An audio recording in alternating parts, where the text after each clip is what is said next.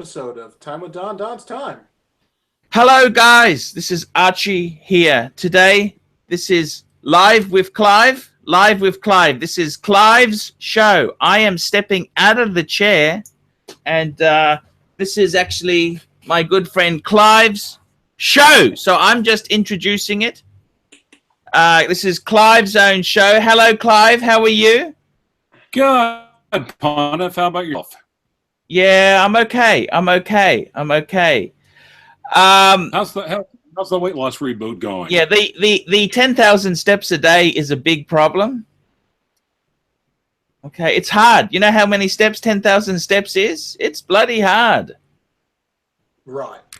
And we got a guest. You've brought a guest in, and look at this smart young Ivy Leaguer. Look at this guy. Look at this guy. With his Ferrari tie. That's a Ferrari tie? It is. It is a Ferrari tie. We got Donnie. Don. Welcome to another episode of Time with Don, Don's Time. Tell me what you think of that. Cheerio, cheers. Oh, fist watch. Okay, double fist watch check. So that's actually not a two-tone Datejust. That's a two-tone Oyster Perpetual. Tell us about that real quick. Yeah, I mean, this is from the year 2000. It was my first Rolex, and it was my first nice watch, basically. I didn't know what I was doing. I wanted something blingy. I was made fun of when I was younger from a girl that made fun of the fact I had a Timex on, so I went out and got a Rolex. There you go. And I've had it since I was 19, been serviced twice. Had the old style clasp on it. Mm-hmm. But it was a beautiful piece. I mean, it did its job. It was a workhorse. It kept good time. Never gave me any problems. I can't ask for more for a watch, you know? I mean, it's not like the modern ones. They don't make it anymore. And it has a lot of value to me, sentimental. It's never going to be sold. It's never for sale. And it's going to stay in my family forever. What are you wearing, Clive? Well, he double fisted us. Tell us about the other watch, Don. The other watch is my modern Rolex, my GMT Master 2. And ceramic bezel, 914L steel. Just a beautiful watch, 3186 movement. And love these things, man. For the money, it's probably one of the best watches I think you can get. Bang per buck. And okay. I bought it new from an authorized dealer, and I have a 5-year warranty with it. Oh, also, could you turn your volume a little bit up if possible? Yeah, I might have to get closer to the camera. I was looking for my earbuds, but I couldn't find them. Can you hear me better now if I get a little closer? A little bit better, yeah. Here's the trouble that we have. I call it the suck-a-horn effect, because you're extremely soft, Archie's extremely loud, and sometimes it doesn't really gel out together. I can project my voice more if you'd like. Projecting would be fine. Oh, also on an administrative note, the Community College of Cardinals has determined that from now on, if you are a fluent speaker of bovine, aka Pontiff speak, aka Minotaurian, the word with, W-I-T-H, will henceforth be replaced with the word with, W-I-F. Lovely. So thank you for your attention and your cooperation. Okay. Can't find the earbuds. Oh, that's all right. We will have to project as in acting. Project your voice from the diaphragm within. Now, real quick, inexplicably, I've been given some sort of semi-control or something about over the show or over this live stream. And one of the things, being kind of new into it, you're almost the voice that I'm heard whispered in the background. I've seen quite a few. I've seen videos with Mark Goldberg, and he's mentioned you a couple of times. I mentioned things on watch forums on Facebook, and they're saying you need to discuss this with Don Haynes. So it's almost like Leopold. Yes. And my understanding is that you are one of the supreme movement nerds on the internet. I am. I've always had a Oh. fascination with engineering and how things worked, how things were put together, from the oils they use to the gears they use to the efficiency of the escapements to how everything ticks and talks, basically. And I tried to make a channel explaining this to people, and it really wasn't appreciated, but it was to the people 30,000 feet above. So it was difficult building an audience off of, I guess, the engineering part of the watch and the nerddom, I guess, because my whole ethos was designing and engineering some type of a program to actually educate people on how these things worked, because no one does that. If you ever look at a car review, they do the 0 to 60 time, they tell you about the engine. The thing is with the watch community, they don't do that. They don't tell you how accurate the watches are. They don't tell you how they're put together. They don't tell you about the materials they use and the difference in technology coming out, because we are in the best time ever with automatic watches and mechanical watches and manual wind watches in terms of accuracy, quality, durability, and reliability. If you look at a Laurent Ferrier natural escapement, it's running at plus 0.89 seconds a day. That is almost at Quartz level quality. If you look at a Zenith Defi Lab that just came out and won the Grand Prix Horology, it's running at 0.3 seconds a day. These are Quartz levels we're getting at, and people don't even understand it.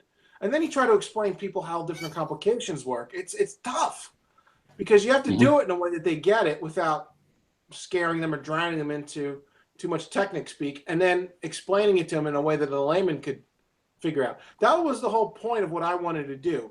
And it was difficult because there's a lot of people out there that just want a dive watch, that want to like a military like thing that they can beat up on. And in reality, the people that are really into those type of watches are better off buying G-Shocks, you know? Not really into horology in the first place. No, they're not into hot. And there's not a lot of hot people on YouTube and Facebook. And it's really the more introverted, private people that have the money that I've been trying to be introduced to lately, that I'm starting to become friends with. From the distributor to Laurent Ferrier in the U.S., people that bring in MB&F watches like that, you know? Well, you know, one of the expressions that you often hear is, they don't make them like they used to. And how would you respond to that? Well, in reality, they make them better than they ever did, okay?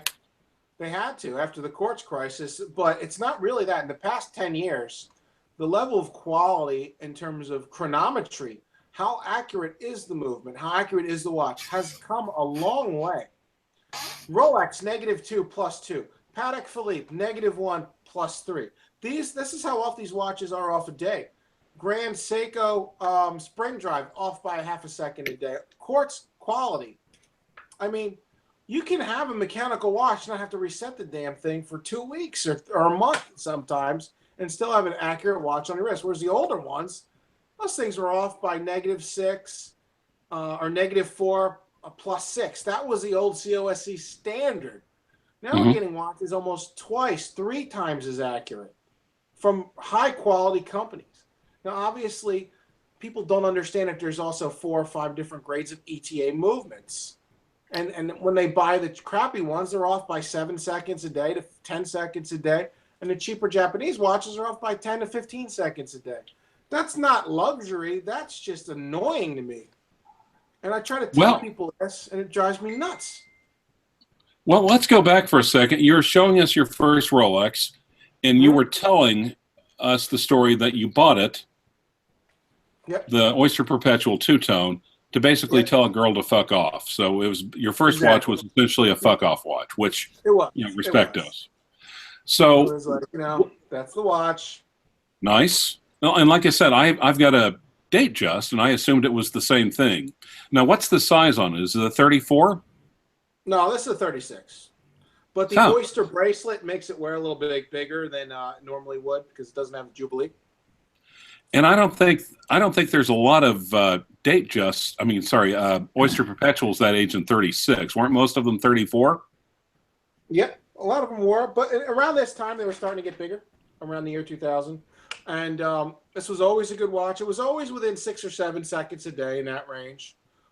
This thing is much more accurate, though. I mean, this thing's only like maybe 2 seconds a day off, 3 at the most. I mean, this thing's been phenomenal. So after you bought the Oyster Perpetual two-tone, where did you go after that? After that, take us along your horological journey. Then So I got a couple beater watches because I didn't want to wear my Rolex all the time. So I got a Certina Quartz piece of crap, and then I had a Victorinox piece of junk. And then I said, you know what? I don't like wearing this crap anymore, and I would just wear my Rolex. I literally wore the watch for 5 years. That was a long time. And then I started going into other brands like Omega. And then okay, let's start with Omega. Why did you go from an Oyster Perpetual to Omega? And which Omega did you go to? Is it Omega or Omega?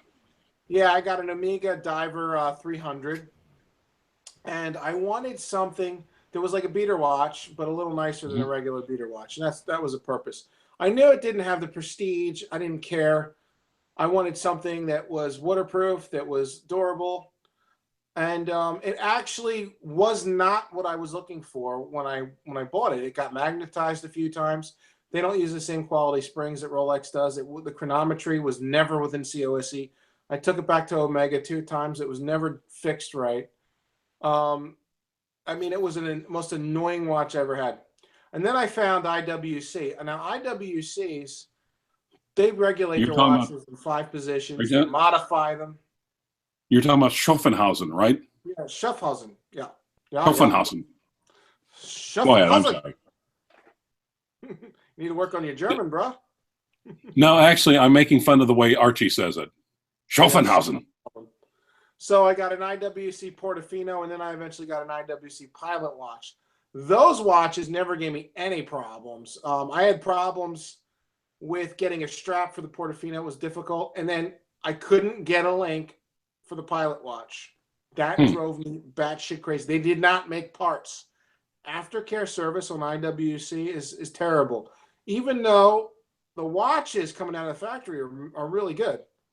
The aftercare, the after service, the way they treat the customer is horrifyingly bad for a luxury product. And that was inexcusable and unacceptable, you know? So there can be variants other than the movement to decide in buying a watch, in other words. Correct. It's not only the brand, it's the way it's made, it's the time, it's how the watch makes you feel, the after sale service, availability of parts, and just getting the thing fixed, you know. And what if something's not right, you should be able to get the watch to fit your customer. I mean, literally not having a link, not being able to get parts, that's pathetic. From the manufacturer on a watch that's brand new? How is this possible? How is it possible? And so you needed an extra link and you bought the watch brand new, right? Yeah, of course. Yeah. Okay. So you didn't pull like an Archie and get it from E-Lady Boy and get it with a bracelet for a circus I got midget. it new. I mean, I got significant discounts. I mean, I was getting over 20% off these things. But you think that the manufacturer could get a link for you, but they didn't. Okay, so still have the Rolex. You've got rid of the Omega. You have the 2 IWCs.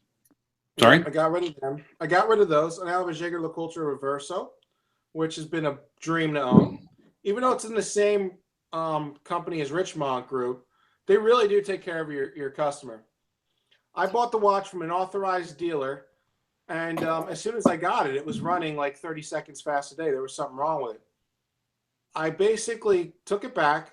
They sent it back to Jaeger-LeCoultre, if you want to say it in French. I got a new watch from the boutique that basically I think to say it correctly, you have to be holding a cigarette. No, I don't smoke. Okay. Maybe that's anyway, French. Sorry, go ahead. Well, I should be having a cigarette. So then the company The authorized dealer was in Maryland. Called the distributor. They got me a watch that was coming into the boutique in New York like within a week. Right. You know, and perfect. And they really made sure that they gave me a good one. And in a week, I had a brand new watch, took the old one back, corrected everything. They got me a free long strap, no problem, no questions asked. They really take care of their customer at Jaeger-LeCoultre. And I got 23.5% off the damn thing. I mean, what more can you want? And the watch has been awesome. I've had it for 2 years. I wear it just as much as my Rolexes. Which model is it, by the way? I have the Reverso Grande Ultra Thin Duo Face. If you want, wait 1 second, I'll go get it. Yeah, please. That seems to be going well, Clive. I'm enjoying it, actually. I'm learning something. Nice. Jaeger-LeCoultre. Blah, blah, blah. And I got, and they gave me a free travel case and a free hat. Okay, let's see the hat. I'm looking. Okay.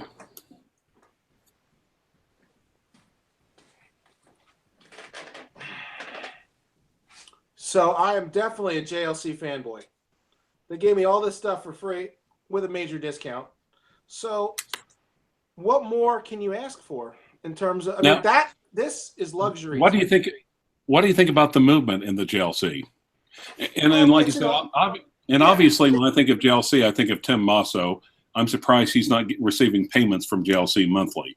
How would you describe? And even Archie describes JLC as Patek quality at a Rolex price. How would you respond, or what would be your spin? Well, that's a little silly. I mean, you're getting a very good, well-made, handmade watch for the money where they make all the parts themselves.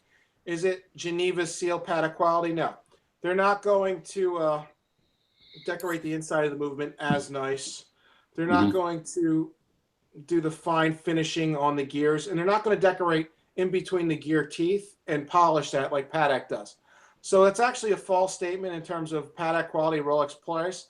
They also laser weld the collet of the balance spring to the balance wheel, whereas Patek actually puts a little screw in there. It's a much more labor intensive way they do it. Patek also uses a higher quality silicone balance spring that Jaeger-LeCoultre does not use.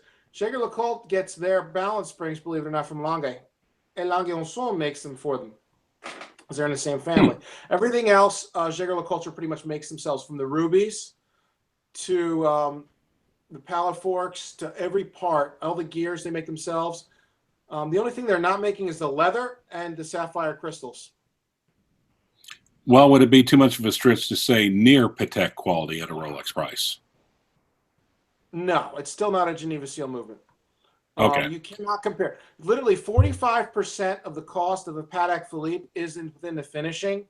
And Jaeger-LeCoultre does not have that level of finishing in their lower end watches. And some of the higher watches, like the Duometry and some of their horology pieces, they're getting closer. But those are still not Geneva seal quality.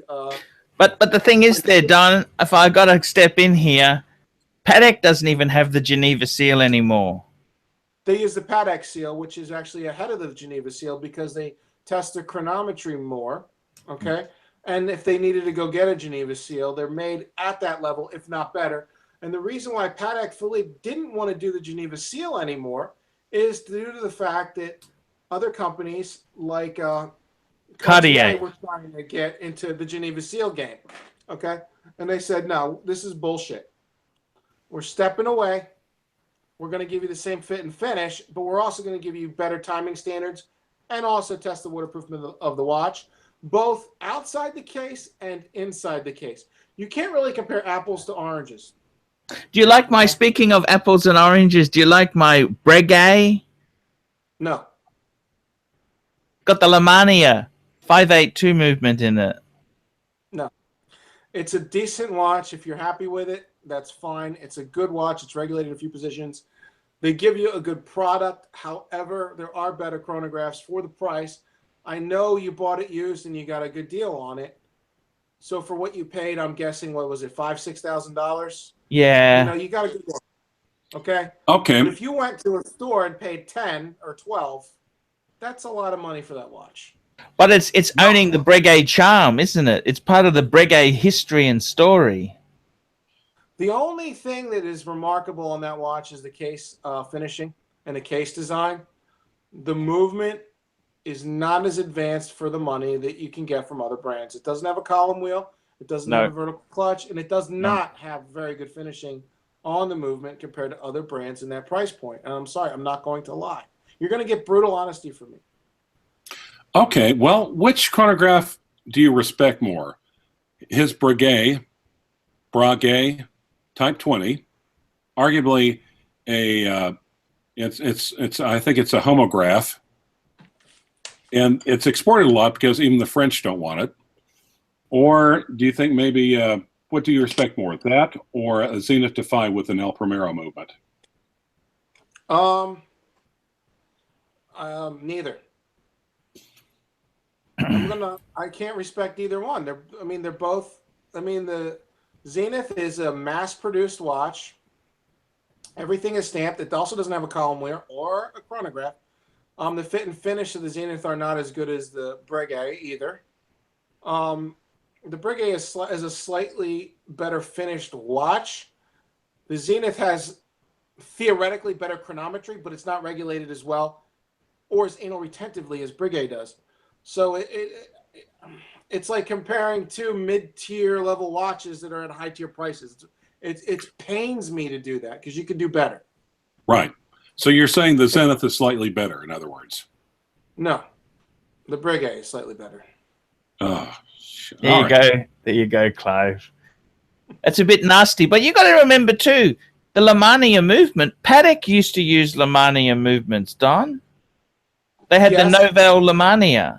I know. Well, Archie, bring your volume down a little bit because you're about to talk over Don. Just appreciate it. Thanks. Sorry. Awesome. Go ahead. Up until a few years ago, Patek used Lemania movements, but the difference was the fit, the finish, the way that they did the chronometry, the attention to detail that they did to the watch, and the complications that Patek developed to go on top of the Lemania movement, like their perpetual calendar chronograph, for example, from the 5970, or was that 3970? They used it, I think.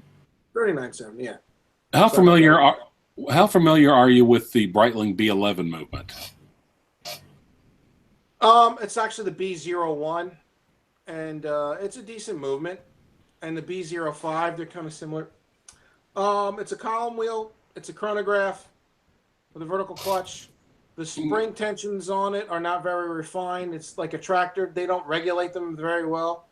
You're getting a watch within COSC standards, which is not that hard.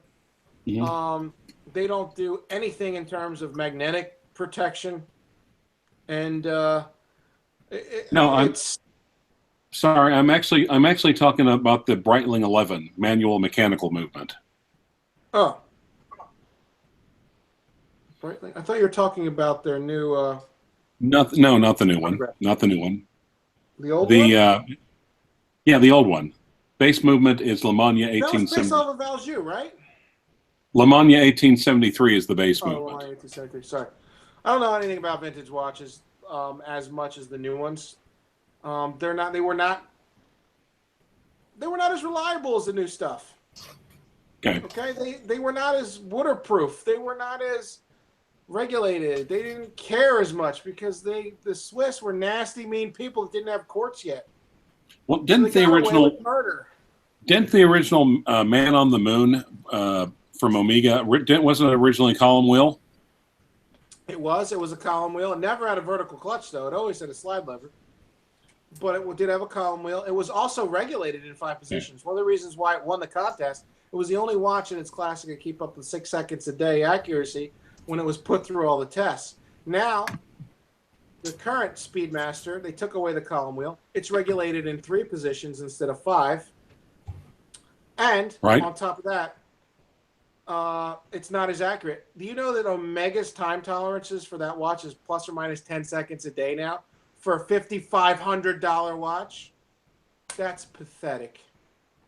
No, 3,300 on the black market, but I mean, I'm sorry, on the on the gray Go to market. an Omega dealer, it's going to be $5,500 for the regular box or $6,500 for the stupid big box. They charge you $1,000 for a box because it has a little magnifying glass and a little medallion saying, "Ooh." I'm sorry, but No, that's all right. So okay, and so that's how a movement guy. That's how he collects watches, basically.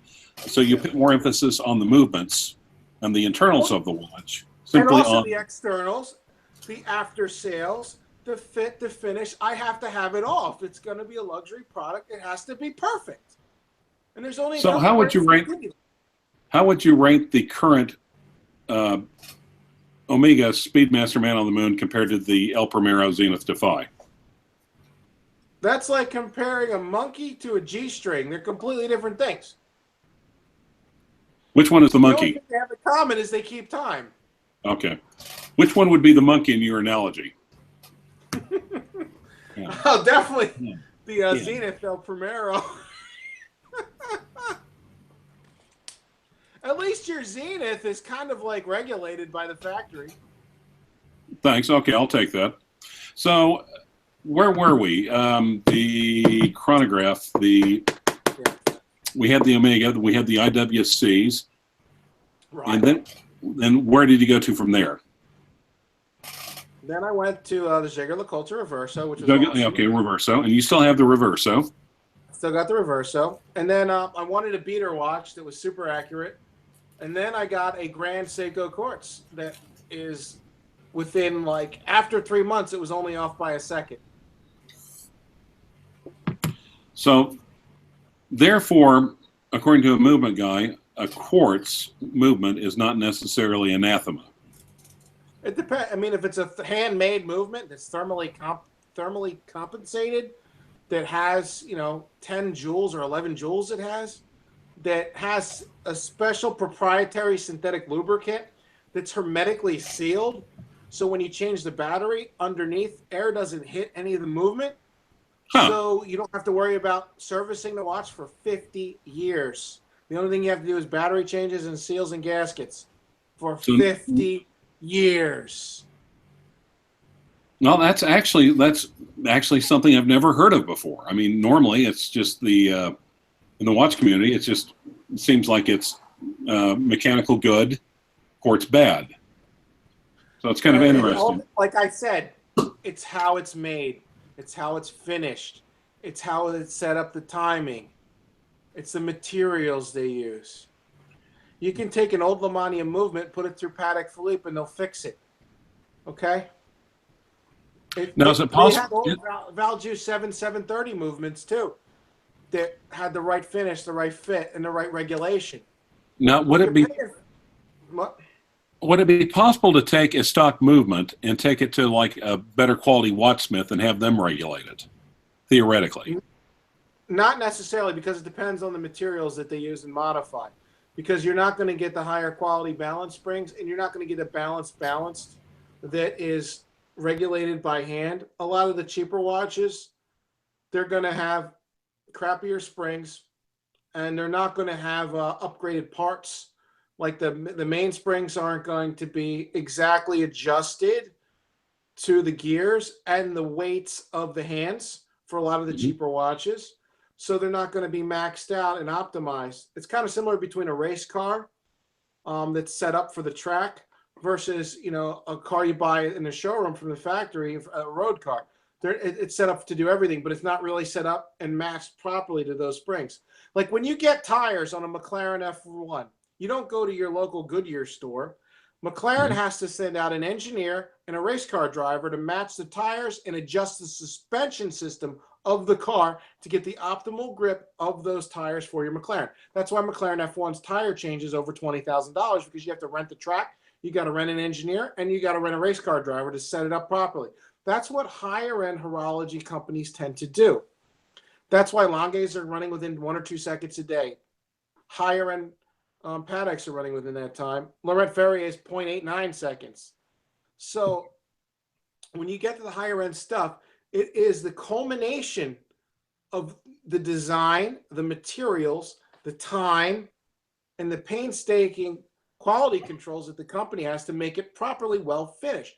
If you look at most Audemars Piguets, for example, beautifully finished watches, the chronometry, though, on those watches is a -4 + 8.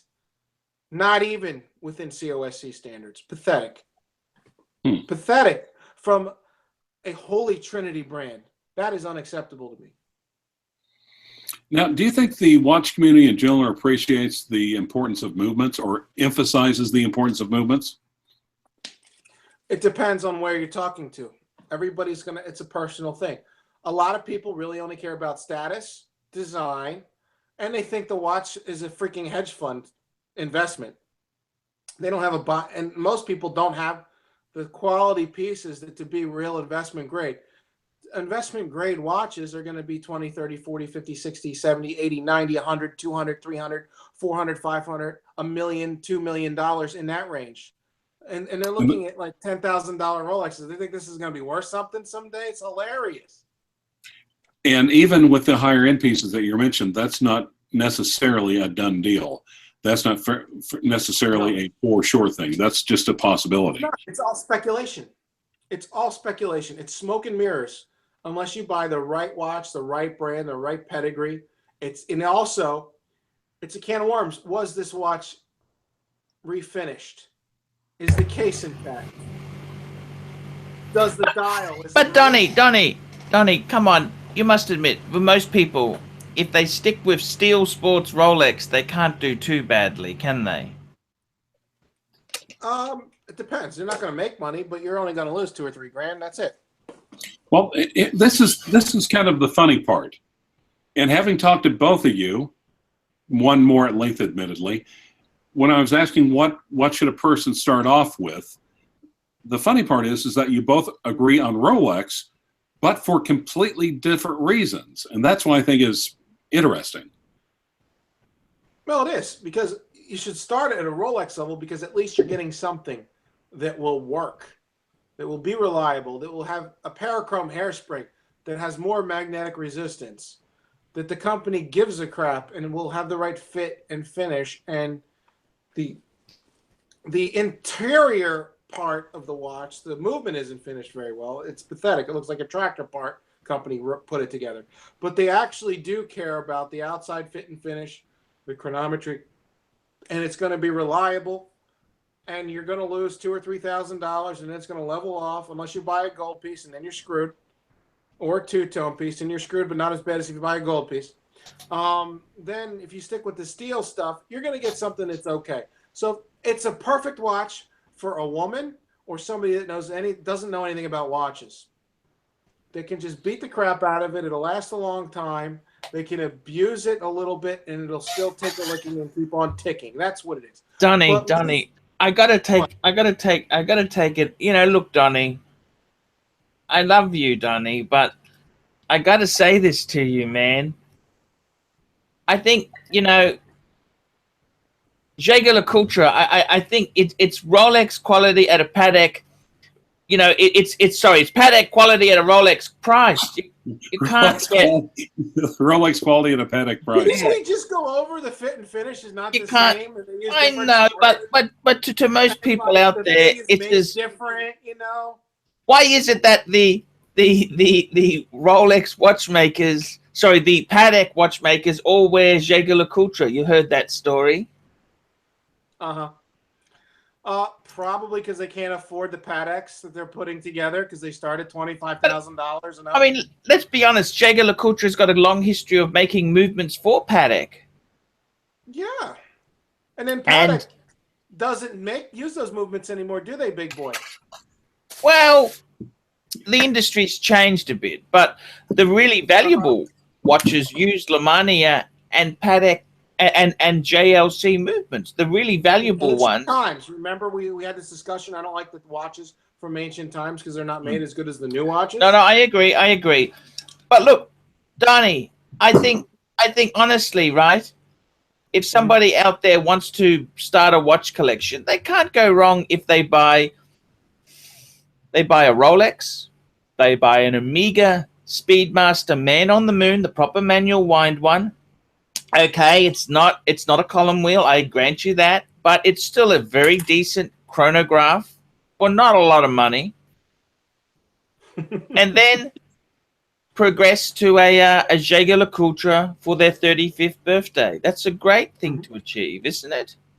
Or later if they're slow learners. It depends. It depends what you want to do, where you want to go, and how much money you want to spend. And Donnie, I think, to be honest with you, Donnie, I've done really well buying and flipping. I mean, I haven't made money, huge money flipping watches, but I mean, I bought my Patek, right? Mm-hmm. I bought my Patek, and yeah. I did, you know, I bought my 5107 secondhand. I bought it for $22.50 US, $22.50, sure. 5107 in 09. I had a small inheritance, and you know, I sold that watch many years later for 18.5. That's not too bad a return, and I got to enjoy it for a number of years on my wrist. Of course, it was a Patek. It was made correctly. Yeah, but it was a mass-produced Patek too. I mean, as you it was mass-produced, but it was still hand-finished, and 45% of the cost of that watch was still put into the fit and finish and quality of making that movement look pretty.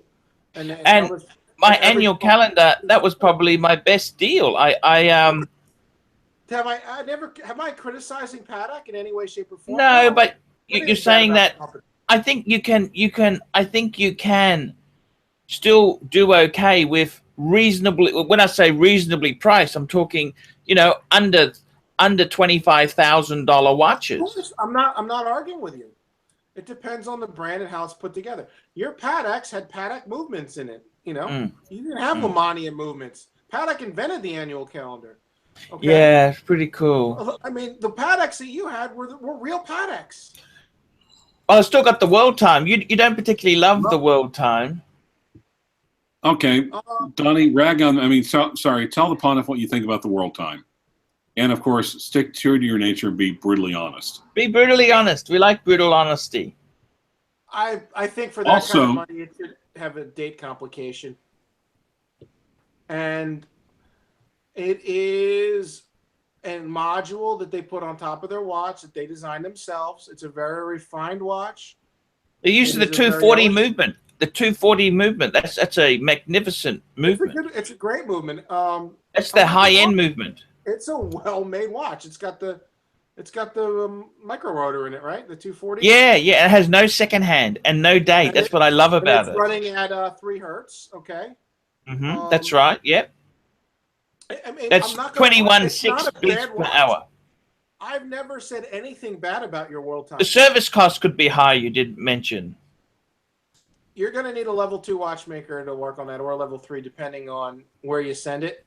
It's going to be about $2,500 bucks. It's not the end of the world. No. Well, and the thing is, though, when I think there's a difference of opinion here, because there's a difference of preferences. I think there's a wide variety of things that you could look at for a luxury watch. And certain people have preferences. For instance, you, Archie, it's the the prestige and the cachet of the brand. It's the the value proposition, flippability. I think you do at some point look at movements, but it's not exactly that's like a tertiary or a fourth consideration. Well, I got to tell you, Donnie, I got to tell you, Clive, is that, you know, bang per buck is a big thing for me. Like, a lot of the Rolex I buy don't have that expensive mainspring that Donnie's talking about, because I buy used. I don't get fancy hats. I don't get dealers licking my ass. I don't even get invites. I buy second hand. And I mean, you're also in a limited market. In Australia is a lot different than the United States. So you don't have exposure to the liquidity that we have in a lot of different brands. And you don't get the discounts from the authorized dealers that we are privy to in the United States. I got to tell you, you think Patek, you think Breguet is not a luxury brand? These links These links were $170 each. Only I Breguet could quote that price with a I straight never face. said, Archie, I've never said Breguet was not a luxury brand. No, you have are to right, but I will on concede that to you, watch. modern And didn't Breguet is I not say, like. listen, Arch, come on, let the design guess. is phenomenal. The fit and finish on the outside of the Breguet is top notch and top quality. They are known for that. You're not going to hear me say bad things about the way the Breguet makes a bracelet or a case. Okay? Now, they have gone along the wayside on their movement R&D, and they've gone from one extreme to the other. They've gone from their relatively affordable pieces to full retard $1 million, $500,000 tourbillons, okay, that only like one guy makes. They sell 6 of them a year, and they don't have the same prestige or brand quality throughout across the board as a Patek. They don't have the same prestige as brand quality throughout the board as a Laurent Ferrier or an FP Journe or some of the higher end Hawk brands, and they're trying to compete with them. Are they completely out of their minds? They should focus on their mid to lower watches and give them the same quality as the higher end brands. If you look at a Longuet, every single Longuet has the same finish, whether it's the $15,000 woman's watch all the way up to the $150,000 perpetual calendar chronograph or whatever. They have the same fit and finish. Every Longuet is taken apart, cleaned, and put together again twice, and then tested for over 5,000 hours before it goes to the customer, and regulated in 6 positions. Okay? When you look at complete uniformity in the brand and the quality as a whole, that's what makes a good watch. Now, where Longuets fall to the wayside, it's not the quality of the watch, it's not the chronometry, it's they have no idea how to market, and they screwed their dealers. What they did is they basically wouldn't allow the dealers to have any inventory, and they wanted to start boutiques, and they started restricting the dealer, who was the only people in the world that knew how to talk to the customer and communicate to the customer what the hell this thing is, especially because the brand, even though it's an old brand, was coming out again in the 90s, and they took the dealer away. The relationship is very important in this business when you start taking the relationship away. So it's not just about the movement. It's the culmination between the relationship, the after sale, the fit, the finish, the quality. I look for perfection across multiple facets. And that's what people don't understand about me. Okay. All your eggs aren't simply in the same 1 or 2 baskets, in other words. Yes. Okay. Well, what we get back, there's a couple of things I really want to go into detail about with you about. Sure. Well, let's go back. Where we're Reverso, where were we after the Reverso? What do you want to know about the Reverso? No, after the Reverso. What did you've got the Reverso, you kept the Reverso. Then I got the Grand Seiko Quartz as a beater. Right, and do you still have that, or have you flipped it? Oh, I still have it. I love it. Okay. Then what? Put it on a really nice leather band. I can go get it if you'd like. One moment. No, that's fine. That's fine. We're good. We know what a Grand Seiko looks like. Or I also got a travel case from Grand Seiko after I got a free battery. And I put it on a leather strap. You're holding it upside down. Thank you, Clyde. You're welcome. And I got a Grand Seiko buckle. I did not like the bracelet that it came with. It was a little gritty. It was like Omega quality. I wasn't happy with it. Okay. And it had pins instead of screws. So I replaced it with a custom-made crocodile strap. Nice, with the proper brace. I mean, with the proper buckle. Yep. Buckle. Thank you. Now, what did you do after the Grand Seiko? What other pieces? I do have an Omega Speedmaster professional moon watch that I bought as a fun watch. For me, that was my favorite vintage looking watch. I like the design. I completely ignored myself. I completely ignored everything that I believe in, from chronometry, from fit and finish and design. And I just like the way the damn thing looks. And it's a reliable movement. And it's a piece of crap that I love, and I don't know why. Well, no, And it's just, it seems that there has to be a certain. It seems that there has to be a certain zen in watch collecting. You know, you can. yeah. You have to have. You should do the logic. You should research it. You should look everything you're Yes. supposed to. But there has to be a passion. So basically, that watch is like a one night stand. Do you mind It if I is. say something? Could I Go say ahead. something, little guys? I love you guys, and I just want to show you something that Don's talking about. I'd like to. Can I bring up a picture on the screen? Go ahead. This here is a $15,000 ladies paddock. I want you to have a look at this, and I want you to tell me what you think of this. Oh my God, that's a plastic movement holder. Yes, Donnie, that is paddock quality. Welcome to the modern age. What do you think Now- of that, Donnie? Is that a watch that they sell today? Can I go to the Paddock Boutique, the Tiffany Paddock Boutique in New York City, and buy that lady's watch today? Yes, you can. Then we may show you more about it. Which watch is this? The 24 or whatever the hell it is? That's the back of Oh. it. Archie, I asked you a question. You didn't answer Yep, me. 24. There you go. 24, yep.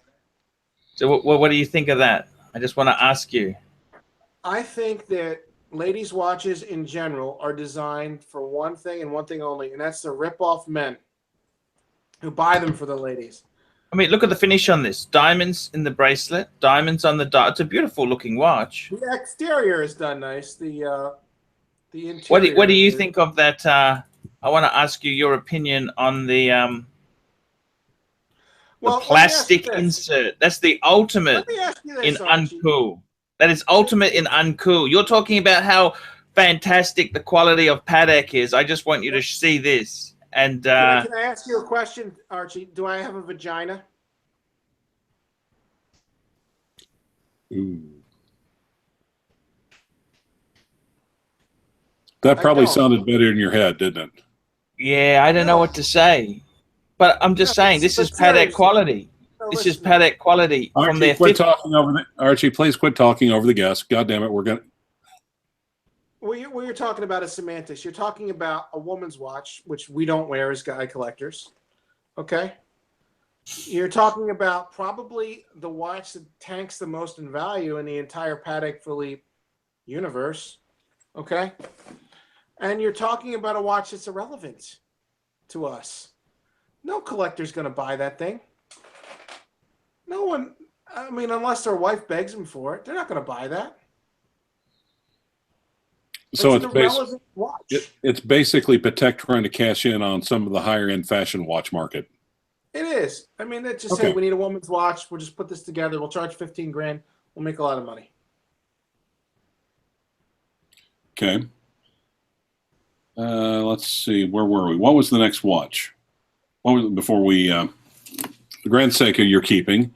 What was after the Grand Seiko? The Omega. Oh, this. Okay, yeah, the Speedmaster, and this is a one night. Basically, it's a one night stand. Yeah, it's a cool watch. I like it. Okay, so respect is issued to that. Are you going to keep it forever, or are you going to flip it? You think?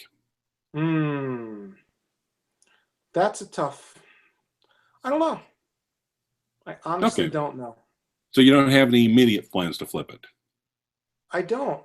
I mean, if Okay. someone gave me the right thing, I would. But I mean, it's not something I think about. No. And that's I'm on buy and hold right now. Okay. But so basically, it's primarily emotional decision rather than a logical decision based upon your usual standards. Correct. Okay. So there's still a place even for a watch movement guy, for a watch nerd, to have passion for a piece. It is, and plus it has some sentimental value. I had an ex-girlfriend buy that for me, so Okay. you know, Um, and I got a really damn good price. this is before the tall blonde Brazilian, right? Yep.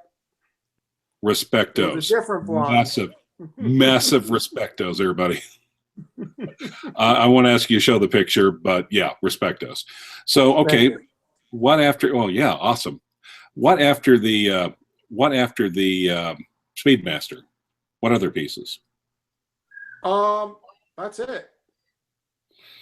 What pieces do you have? Do you plan on? Are you eyeing in the future? Oh, I've got something special lined up in the future. Care to share with us what it is and why? It's a little bit top secret, but Laurent Ferrier is coming out with a sports watch next year that's going to be under $20,000 in steel. It doesn't have the natural escapement. It'll have a more conventional escapement, but still be amazingly well made with better fit and finish than even a Patek or Lange, I think. It's going to be a gorgeous piece, and it's going to have a metal bracelet. Okay. Now, what do you mean, and help us out here, but the viewers that don't know as much, like me, what do you mean by escapement? Laurent Ferrier is known for the natural escapement. It was designed originally by Breguet. It doesn't have a conventional would you please define the word escape? Sorry. Would you mind defining the word escapement? Oh, the escapement is a regulating organ that regulates the time on the watch by oscillating left and right, and it's like a mechanical brake that slows down the spring from completely unwinding itself. Okay, so it doesn't different ways to approach the solution. Laurent Ferrier developed a way that's 30% more efficient than a Swiss lever escapement. And Breguet originally designed it. He just figured out how to do it with modern technique and savoir-faire to engineer it so it was more reliable than the Breguet design, because the Breguet design broke a lot and the new one doesn't. But hey, better materials. Wouldn't you be better off buying a second-hand World Time from Patek? No. $20,000 mark? No. It's either going to be that or a 5711 that I can get, but that would be about 24 grand. I don't know if I want to spend that much, and I'd have to wait a year to get it. And the 5711 is what, the Nautilus? It's the Nautilus, yeah. Okay. Hey, I've retained something. Yes, but the Nautilus is also a really good watch. Wouldn't you just get like a World Time, like a 5-1? I reckon the 5130 is a bargain at the moment. Now, is that a waterproof? That's the one after mine. Hot horology piece? No. I'm not old enough to wear a watch like that. If I was going to get a gold you have the hairline of somebody who that watch is made for, but listen. Oh no. Let's not go down. Let's not go to. I want to talk about bang per buck. If I was going to get a gold piece, I'd get the new Geophysic in gold, because you can get that thing for under $10,000 or $11,000 in that range. And that's the massive discounts. That's a GLC, right? Yep, Jaeger-LeCoultre, Geophysic, solid gold. Want me to Hold get on. a picture for you? I wasn't talking to you, Alexa. Let me look this up. Ah, Andy Hunter is texting me. Gallery, one moment, please. Download. Yeah, what do you think, Clive? This is going to be another contender. Oh, I do have a I'm question. going to be looking at 3 watches. I do have a question while you're on the phone from Jenny Axter, and I'm just reading comments from the board. And, you know, I do like Jenny Axter. I got to be honest. Respect us. Jenny is wanting to know if was Andy's Patek a fake? I have no idea. Without seeing it, you can't say. How can I make a? You'd have to.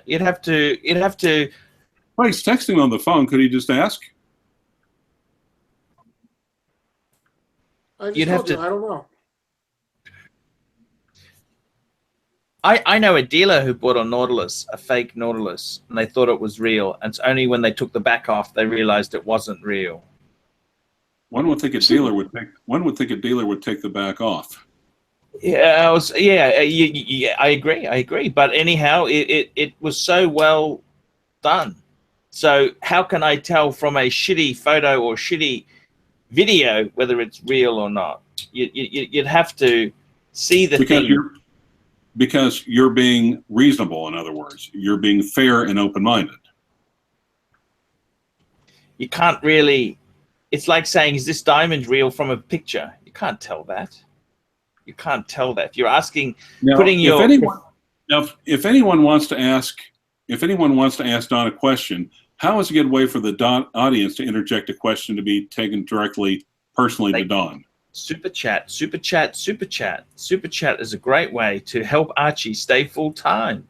And speaking of super chat, there was $2 that came in. I don't know if you saw that, Clive. Did you see that? Yeah, yeah, we did, and we were kind of going in that direction anyway. So it's already been done. But thanks for giving Archie the $2. Thank you.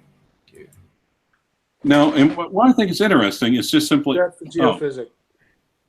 So tell us about the geophysic. What is spectacular about that? It is a deadbeat stop complication. It's got 50 Not that that's meters ever been popular. It's never been popular, has it? No. Well, It's like a true beat. Like the a true funny beat. part is it's one of the hardest complications to pull off. Do you know that? It's extremely hard to do a deadbeat stop. FP Journe has done it, and they never got any crap. Trust me. Rolex did it. Rolex did it. Rolex also had a Quartz watch too. Everything's relative. No, they had a true beat. The true beat. Yeah. Oh, it's probably vintagey. You don't like vintagey. I don't. But Jaeger-LeCoultre figured out a way to do it.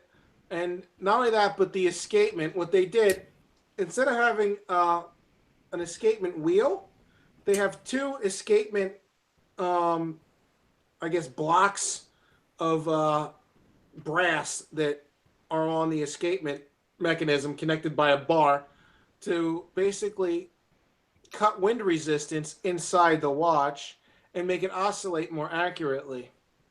So they have a lot of really cool tricks up their sleeve that they're using on that watch to make it an extremely accurate, sporty watch that has decent water resistance for a gold piece of 50 meters, which is, that's more than you need on a dress watch.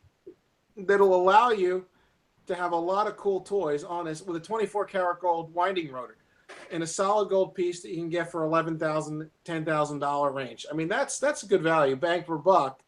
You get a lot for the money. With a true hot horology base movement with a deadbeat second complication added to that zoomy escapement for superb chronometry and just coolness, and no one knows what the hell it is. It's like the nerd's watch. Well, not saying I would go that way yet, but for a watch nerd, so it's the gels. Cool. So it's the purist for JLC. Purist it's a purist watch. And it's beautiful. I don't like the way it looks in steel, but the gold one has that pop, that rose gold. I'm also half Italian, and I live in New Jersey. Gold is a little bit more popular here than in other places around the world. Well, yes, it goes with a business suit or a tracksuit. Yep. And this is how I dress every day. The only thing I changed from work was the tie. Nice. Yep. Now, so what actually... As a movement guy, what articles, what new pieces out there have news lately, say in the last 6 months or the year, has really caught your attention, perked your ears up, and said, "Ooh"? And why shouldn't? I really like the Zenith Defi Lab. I mean, that thing is running at 30 hertz. It's off by like 0.3 seconds a day, if that. And then after 60 hours of the 72-hour power reserve, the thing's still running within a second a day accuracy, and it won a Grand Prix de Horology award, and that's going to be the next base movement that's going to transcend JLC to the next El Primero, to the next thing, because they finally got a badass movement that is super accurate, that is all silicone, all new materials, all modern, that's keeping better time than a Seiko Quartz regular watch you buy from the 5 and dime, but give you the fit and finish and luxury of Swiss. And they haven't incorporated that. They only made 10 watches, but they're going to use that as the base movement to move themselves to the future, because they're doing things that other companies are afraid to do. Would you consider buying a Zenith next year once this becomes more heavily incorporated in the main product lines? Not until that base movement is in something right. that is relevant. And I need a date. Need a date. Okay. Yeah. Also, you mentioned silicon. Yes. Now, I understand the importance of silicon in boobies. Mm-hmm. What is the importance of silicon in watches? That's a very broad statement, because when you add silicone, when you add silicone technology to current design, it has its limitations. The biggest problem with a silicone spring is within the quality control of the spring itself. If it's not made really well, it's very difficult to regulate the time on them. And you can't do it as well as a Breguet overcoil. Mm-hmm. The advantage is, though, they have superior magnetic resistance, and they're phenomenally well made. How would the magnetic I'm resistance? in the conference call. No, I can't. I can't, Dad. Can you give me 15 minutes? Sorry. That's all right. So what would the importance of be, how effective would, say, the resistance to magnetism be on, like, the new Zenith movement as opposed to, say, a Milgauss? The new Zenith movement is impervious to magnetism because there's Wow. nothing to magnetize, whereas the Milgauss is anti-magnetic to 1,000 mil. You know? Or 1,000 Gauss. 1,000 Gauss. Sorry, Jesus. 1,000 Gauss. That's all right. Wow. Huh. So literally, you could wear it through the scanner at the airport. You could be an X-ray technician and wear it and not have a single problem with it. Yep. Huh. That's pretty fascinating. Okay. That's a huge step forward. I mean, do you think people appreciate what a huge step forward that is in the watch world? They do, but they don't, because they don't know about it yet. Because they haven't experienced it yet. They haven't worn it yet. Will you pardon me for 1 second? I'm so sorry. Everything's going to ring for a second. Pardon. Oh, okay. Well, thanks to the iPhone, it dropped. Awesome. Anyway, what other things have really caught your attention the last year? That was the main thing, and there's a couple other things coming out that are pretty interesting. I mean, within the last year, there's not a whole lot that is going on. I'm kind of disappointed in Basil. I think Archie will agree with me on this, that the watch companies really aren't that innovative lately. I mean, Rolex has the 3230, you know? All they need to do is bring out a new colored dial and all the punters are gone crazy. I mean, that's just bullshit. They're going special edition crazy, you know? You know, this watch is coming out in white and red and yellow and green. I mean, come on, and guys. look at Rolex. I reckon they're gonna have a GMT in orange and black. We're gonna have the Jaffa. We got the Pepsi. We got the Batman. We got the Coke. We're gonna have the Jaffa and orange and black. Yeah. The punters just lap this crap up. It's ridiculous. I know. But on the other hand, you were also defending the GMT, the ceramic GMT, as actually a thoroughly good watch. That's why I got the regular one. I don't have the Batman or the Blue Man or the Pepsi or the Coke. I got the regular black one. You know, I wanted a conservative watch that would work right, and I was not going to pay a premium for color.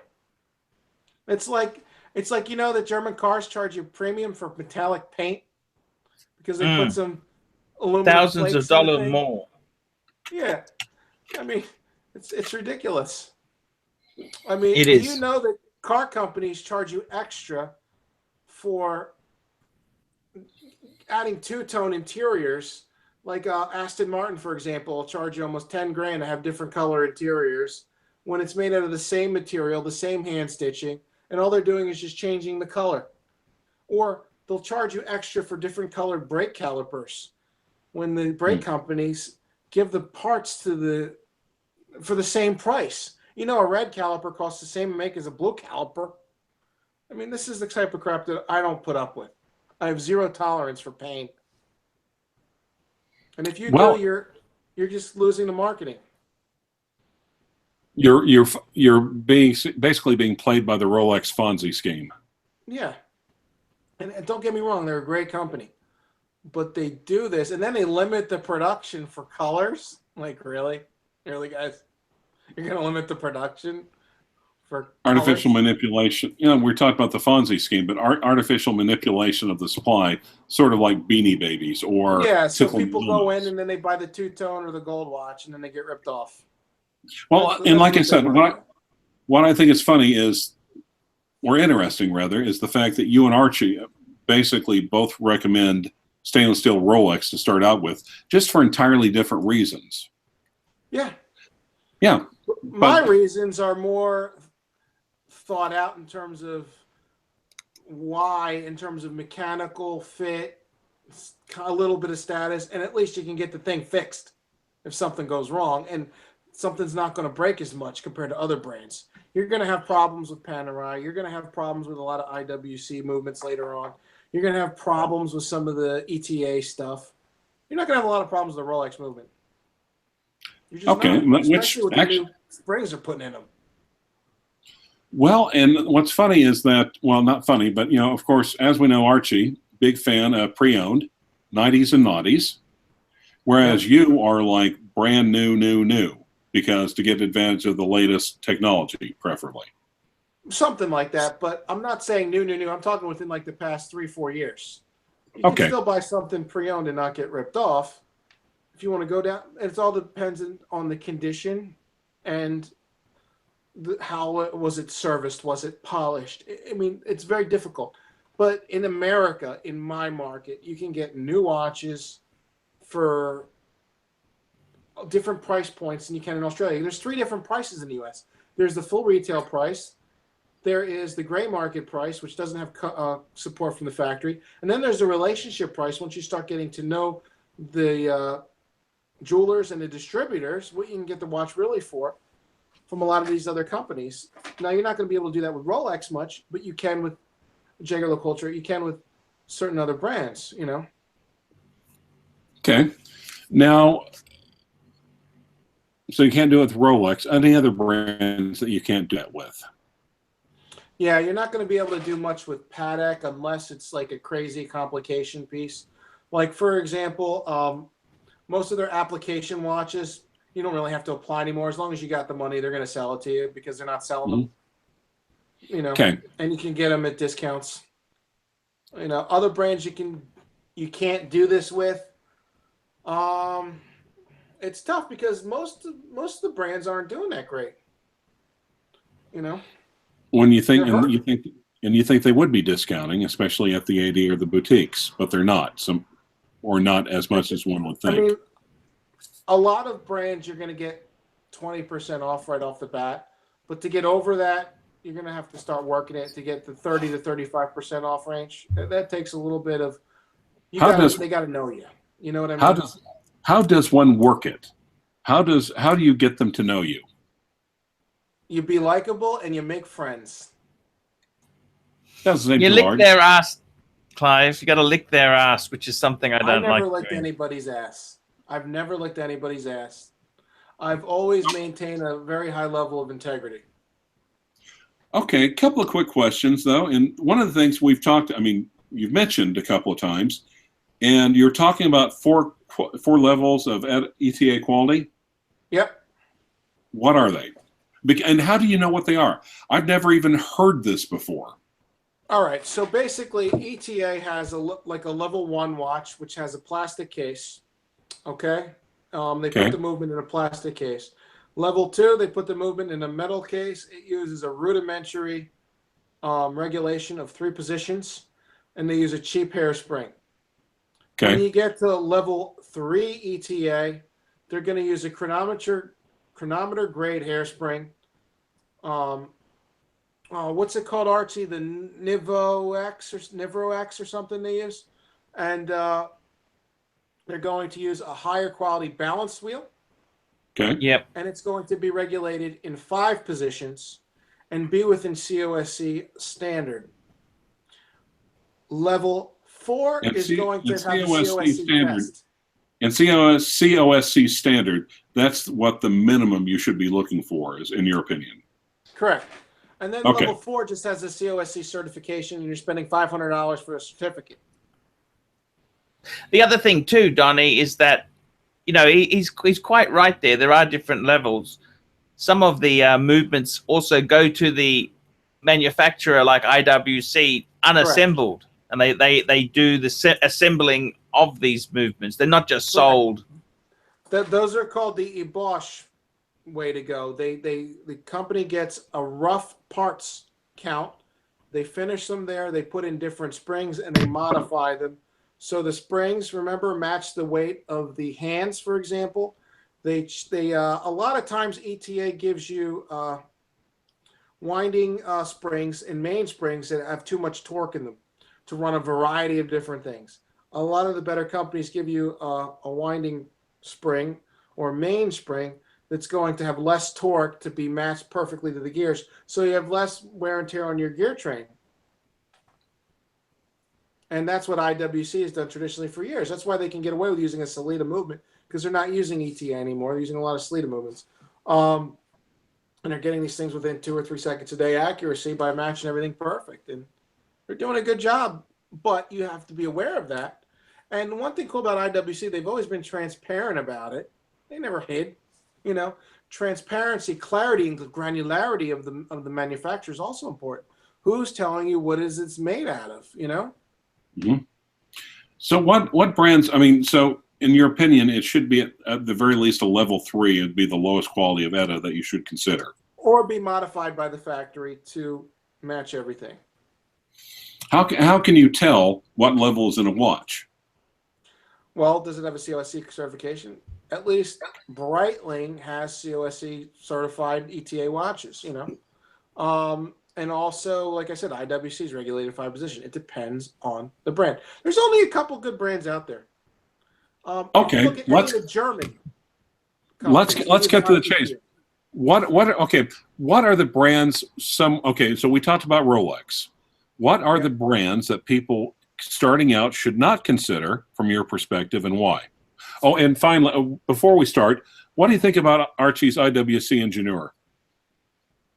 Archie's got a nice Ingenieur. It's got an in-house movement that was derived from a Valjoux 750 base plate that they modified the bejesus out of. It has a rose turn dial, and it's got a really nice, well put together, well finished bracelet. And I'm sure it probably needs a service. And if Archie just took it to IWC and got it serviced properly, it'd be running really good. It actually, I paid so much for it because it had just come back from a $1,400 IWC service where they also replaced the bezel.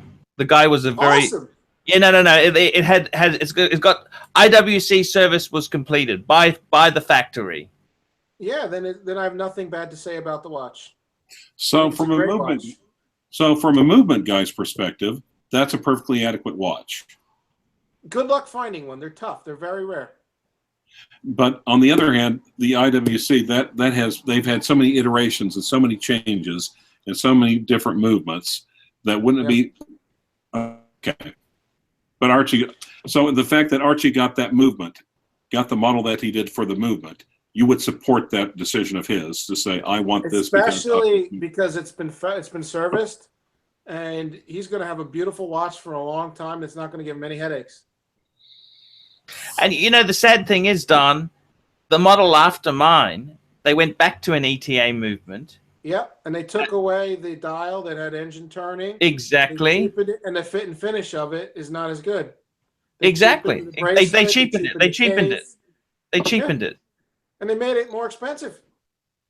Did you know that? I wasn't sure. I thought it was kind of cheaper because...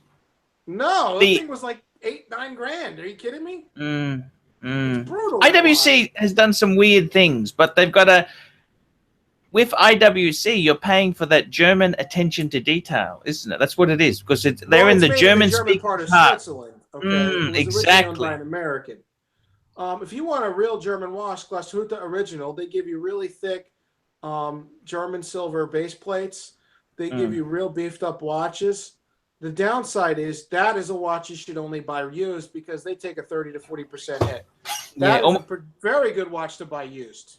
Almost as Donnie, I want to ask your opinion. Is my Breguet, you can be truthful. I like a bit of honesty. Is my Breguet the Cadillac Cinnamon? You know the Cinnamon? Cimarron of Breguet. Did they teach English at your Oxley High?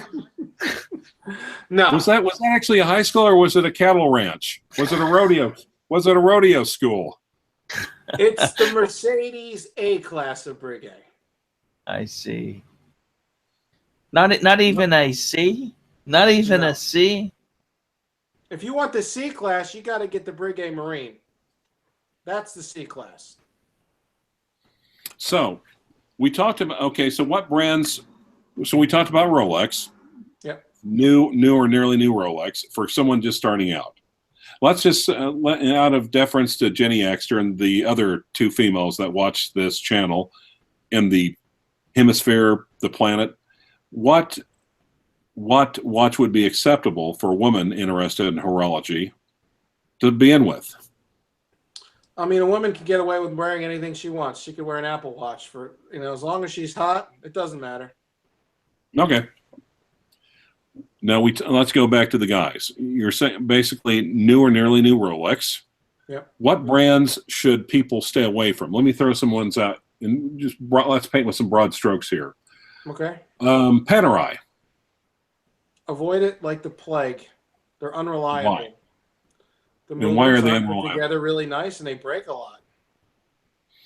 Is there any difference between the ETA movements and the in-house movements? Yeah, the in-house ones are probably going to break more.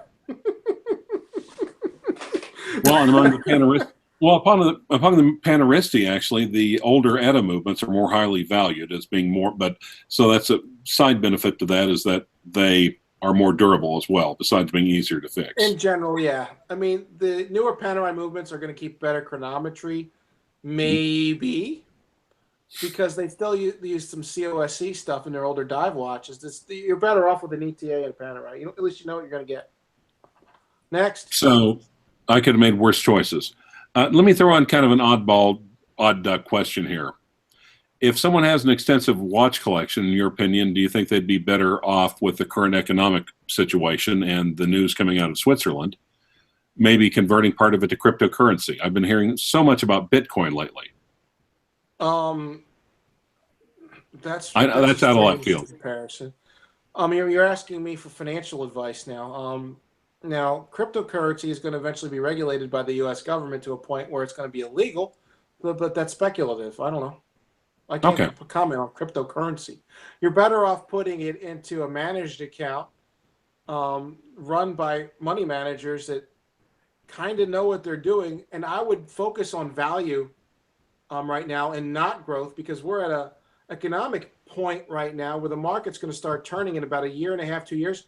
We're at the end of a long bull cycle, and that bull cycle has not turned. However, growth is 1.5%. I mean, and if you look at stocks, their earnings are like their value earnings, they're like 35 to 50% times earnings that they're being priced at.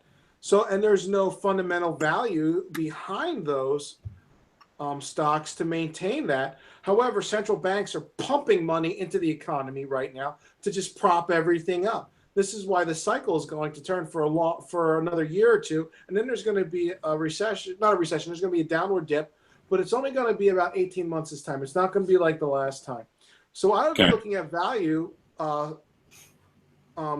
positions that are going to maintain a good, solid, fundamental charge up and not lose you any money right now. And I would stay away from fixed income, because bond prices are going to go up and all those fixed income portfolios are going to fall, because when bond prices go down, when interest rates go up, and interest rates are going to keep going up. So when your interest rate goes up, your bond price is going to go down. So fixed income right now is not a good bet. Okay. And sorry, let's go back to watches where I at least understand every fourth word you're saying. What? Okay, so what about Omega? In like I said, broad stroke, and if there's any exceptions to what you have to say, what would they be? If you like it and you have a heart for it, the Man on the Moon is not the worst watch in the world. You can always get it fixed. However, ironically, the silicone-based ones are big fat bastards. The coaxial design that they went to was not done the way Charlie Daniels told them, which is don't use any lube. Don't use any lube. However, Omega used lube, so they'd still have to have the perpetual annuity of people fixing their watches all the time. So they purposely screwed the watches up and added lubrication to the coaxial escapement. And that drives me nuts. And the second thing is the silicone ones, they make them so thick that they don't fit anybody. Even if you have gorilla wrists like me, they're not proportioned right. It's like Okay. the girl that looks like the muffin top. They're thin up top, but they're fat on the bottom. That's the that's the way that, you know, I would stay I away thought the from it. muffin top would be thinner on the bottom and thicker up top, so that's why the belly goes over the belt. Or the belly goes, yeah, whatever. They're shaped like a Okay. pear. Sorry about that. That's right. You can tell I'm more in the engineering side of things. I just don't like. I would not bet on Amiga. I am a sell on Amiga. I'm not a hold unless it's the one watch to get. I'm not Too gonna many lie. versions. Too many versions. No, and they don't hold their value. They're not a luxury brand. A lot of the Swatch Group brands have gone full retard.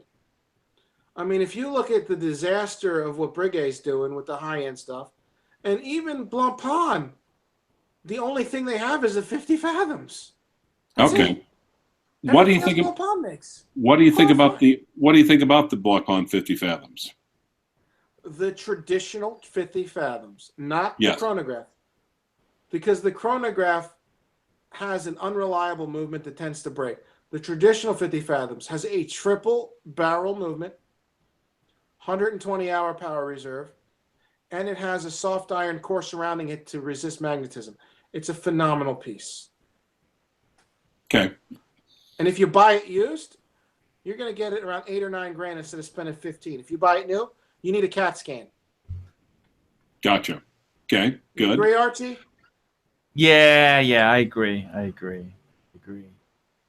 The 57s, they used a Valjoux. They used a Valjoux movement in the day there, but I got to tell you, Rudy's got a beautiful 50 fathoms, but I think you're right there. It's kind of like AP without the Royal Oak. It's their key watch there, and that's all they have going for, and they don't hold value. No. What about JLC? The Reverso is a phenomenal watch. The Master Control Chronograph is one of the best column wheel chronographs you can get with a vertical clutch. The Master Extremes are full retard, all of them. The Master Extreme Diver, not as bad. The Master Extreme Diver, the one that looks vintagey, that's a cool watch. I'm not going to say they're all bad. That's a cool watch. And the Duometre is probably the best chronograph you could possibly get because it's the only chronograph that has 2 movements running off of 1 escapement, so you don't lose chronometry when the chronograph is running, because you don't lose amplitude, meaning that the escapement mechanism still spins at the exact same degrees left and right perfectly. So in other words, activating the stopwatch part of it you lose doesn't. amplitude. So in other words, with a lot of these chronographs, doing the actual stopwatch part, tick, tick, tick, tick, can affect the overall timekeeping. Correct, because you're putting drag on the systems. You know, it's like towing a trailer. Right. I just want to see if Archie was paying attention when you said put in drag. Okay. Now, what about Rolex? Are all Rolex created equal? What are the ones that you think? Okay, so from a watch movement guy, what are the ones that a new guy should keep his eye on? Which ones should they avoid, and for what reasons?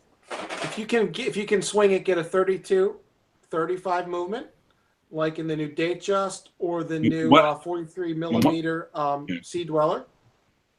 Another good movement is the 3255 in the President, but that's a used watch only. You can't buy that new.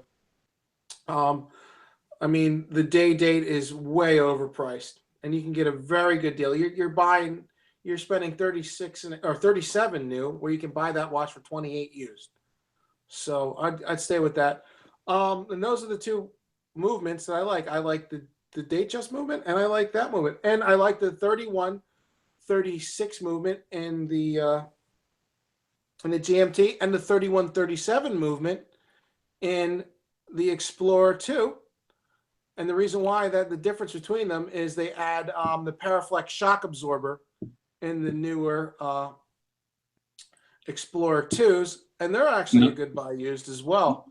And that would be the newer, bigger ones. That would be the 42 millimeter, not the 165. Bigger ones, not the 165/70. Correct. Yeah. And I also like the movement in the Daytona is decent, but I think the Daytona wears small. I think that's a buy and sell watch. It's a flip watch. If you buy it in steel, if you buy it in two-tone or gold, you're going to get ripped off a little bit. If you can get on the list to get one and flip it, fine. I'm doing that. You know? Okay. What are other watches? What are other watch brands that you would tell collectors, or noobs, or even middling collectors to avoid like the plague, and why? I would avoid a lot of the entry-level stuff like the Nomoses. Even though it's in-house, it's not really in-house. They copy the movement. I would stay away from Tag Heuer. I would stay away from the weird little like Sin. Even though you're getting a good accurate watch, you're not going to hold value.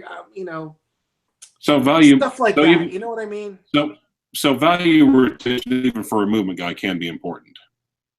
Yeah, I mean, when you're going into the ETA world and you're kind of testing the waters in that $1,500 to $2,500 range, you're basically slumming. It's like when you're picking up the drunk girl and dragging her home from the bar because it's easy, but it's not meaningful. All right.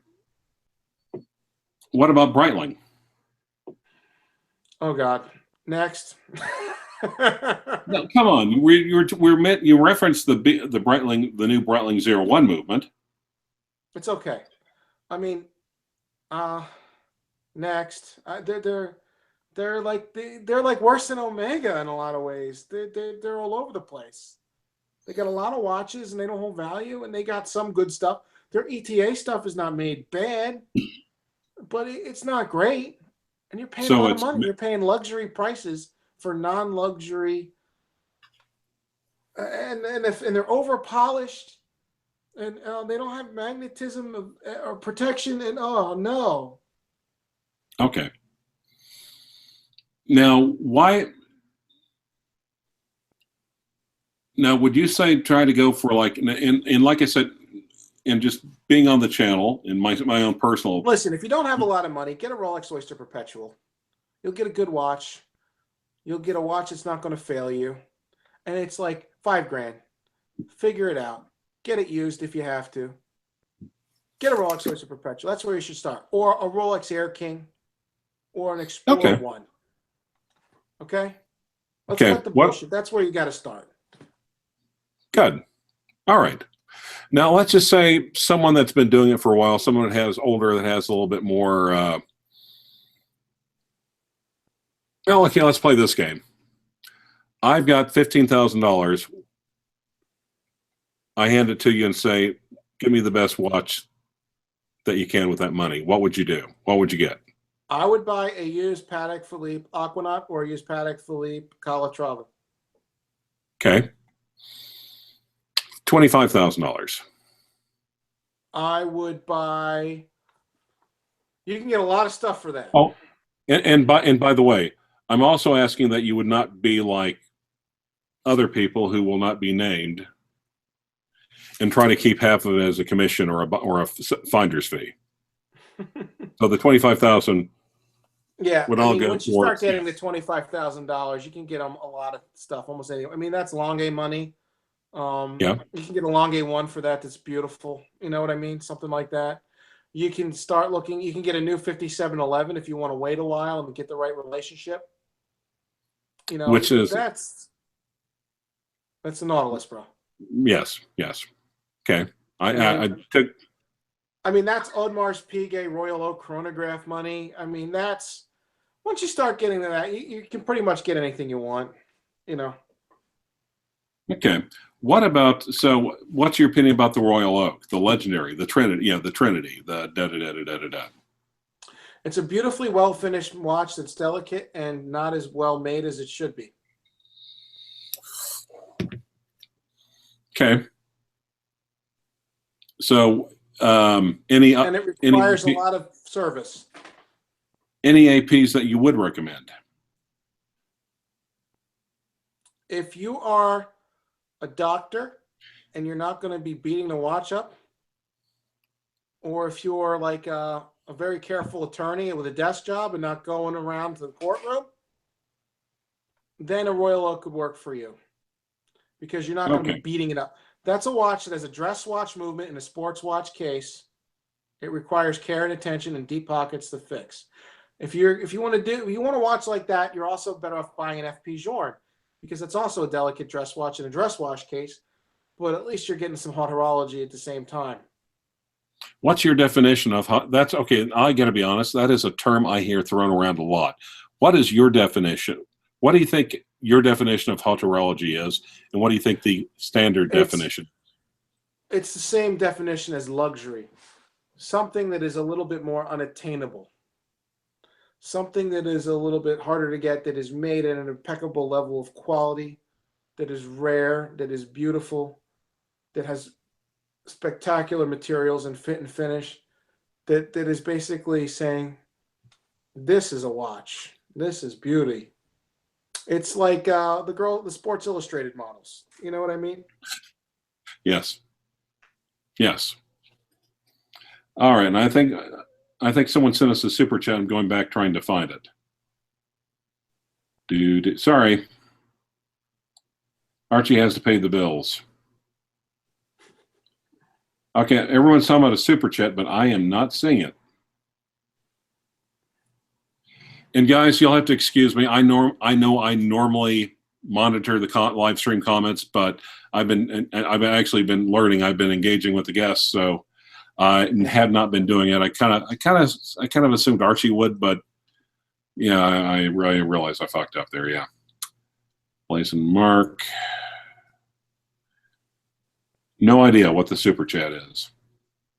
Okay, Grandmaster Funk, would you please resubmit your super chat question? Okay, what other pieces of advice would you have to new or budding horologists? I would say buy and hold strategy.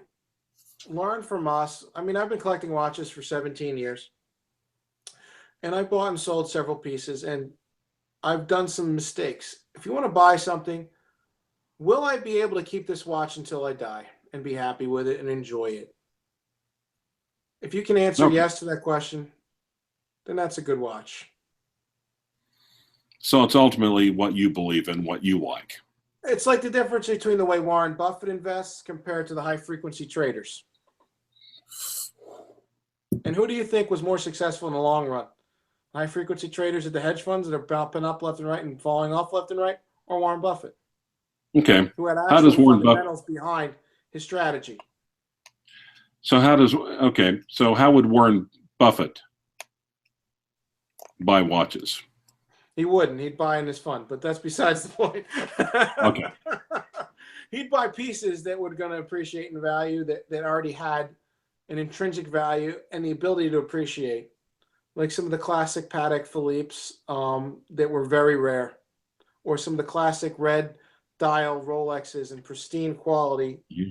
Or, you know, unfortunately, if you were going to be buying watches, they'd start at 150 and up. It's not really relevant to us. You know what I mean? Because those are the only pieces that are really going to be going up a lot anytime soon.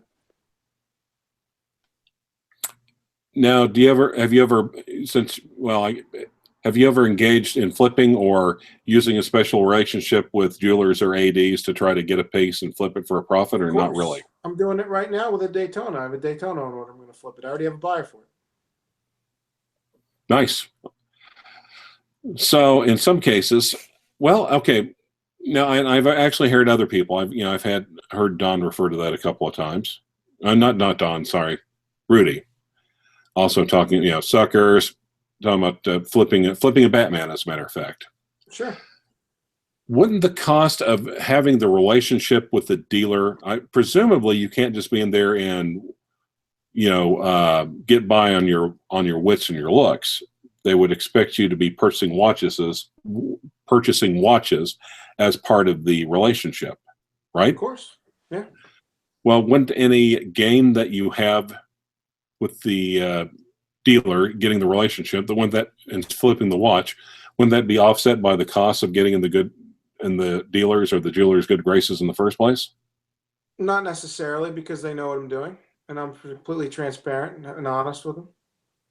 And they don't Okay. care. They want to get paid. All right. They're on a Well, commission Don, basis. anything else? Well, I've thoroughly enjoyed this. I've learned a lot. I think I could probably learn a lot more, but unfortunately, I'm kind of zonking out. I need to take a break.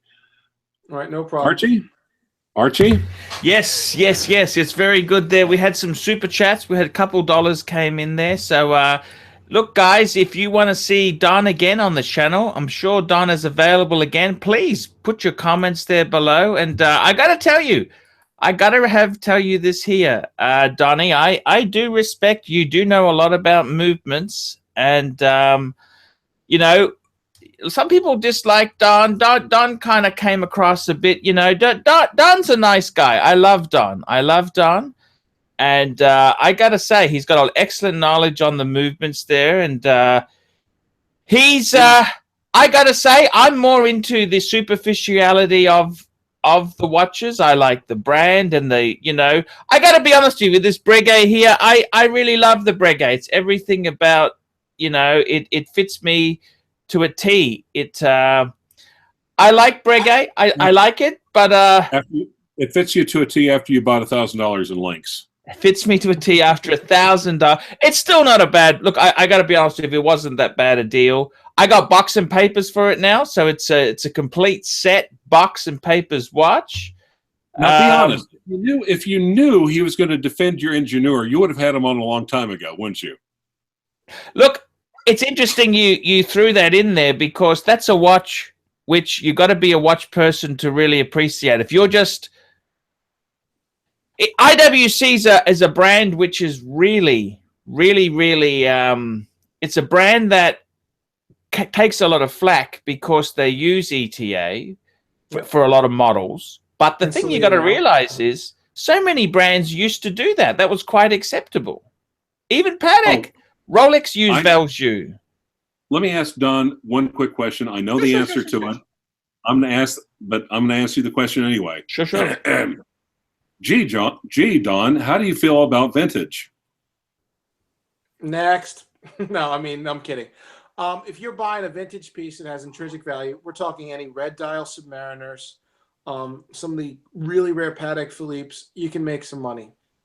But if you're not going to have $150,000, $100,000 in some deep pockets, and that $75,000 to $150,000 range to buy the real vintage, I mean the real stuff that has the perfection into it, that has the rarity and the market to support it, where it will go up in value, then I would say that if you want to have fun with a couple $100 pieces, $500 to $1,000, go ahead, buy a couple vintage pieces, enjoy them.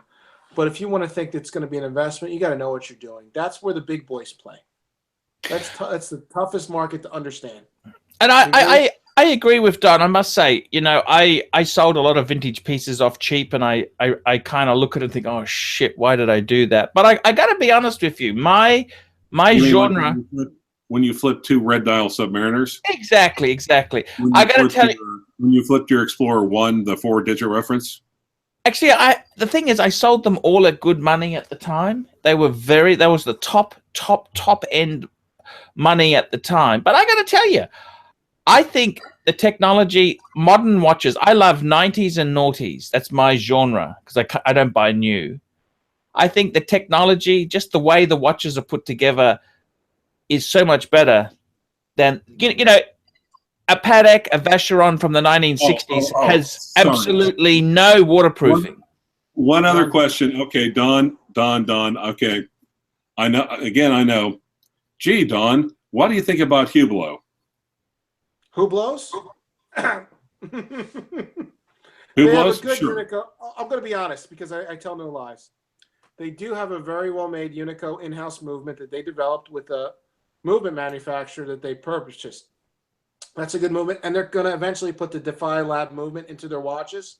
I think the fit and finish is horrifying for the price. I think you should buy a prettier watch for that type of money. And they really take a dump on the resale. Mm-hmm. But they do have they have a bright future. Because with Bieber, it took Bieber 12 years to get the brand turned around, and it's going to take another 5 to 10. So what Bieber says is, you don't want a Hublot now. It's not ready. You're not ready for a Hublot. This is the watch that you're going to be buying 7 years from now. And I think in about 7 years, they're going to have something spectacular. But I don't know yet. We'll see. So It'll be an interesting story. The same thing would go for Zenith as well. Zenith is going to take less time, 3 to 5. Okay, awesome. All right.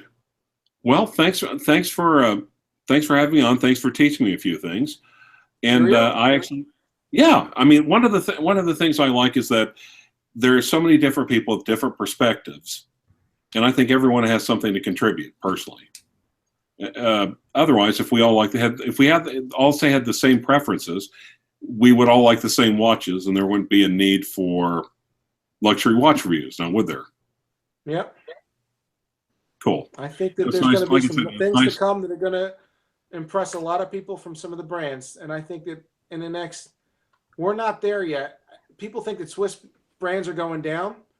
I think in the next 5 to 10 years, there's going to be some interesting things that keep it going for a while. And by the way, guys, no, I'm not going to say the super chat because A, it's insulting. B, it's $2. I mean, come on. Now, if Archie wants to say it, that I can't control what he does, but no. I don't even know what that is, so. It's just, you don't want to know what it is. All right, next. Okay. No, that's really about it. I mean, God knows I'll probably have more questions, but yeah. And it's possible for you also reach out and talk to people on Facebook as well, right? Yeah, all the time. I have a group of friends. They're very close to me, 30,000 feet above. I have friends outside of Facebook that I'm getting to know that are actually insiders in the industry, distributors, some dealers. So it's a good time. Part of the view of this is not just the watches, it's the people you deal with, the friendships that you make. And if you deal with the right people, you can be friends with them forever. You know, we have that common ground. Bringing people together. It's what it's all about. How much influence do you think relationships? Yes. How much influence do you think Archie's had on the online watch community? I mean, it varies because he's brought a lot of good people together, and he's brought a lot of a standard normal distribution, and a lot of people were in the middle. But there are outliners that are phenomenal, and there's outliners that are not so phenomenal, and it's everything in between. So luxury watches and Archery Luxury, bringing people together. Best and the worst together. If not always the best people together. Awesome. All right, Archie, anything you have that you want to say? No, it's been great having Don on here.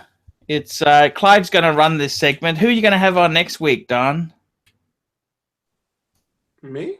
No, sorry, Me? Clive. Who are you going to have on next week? I would love to have on Christian. I am desperately trying to get Christian Zeron on, and just almost the anti-Don, the vintage guy.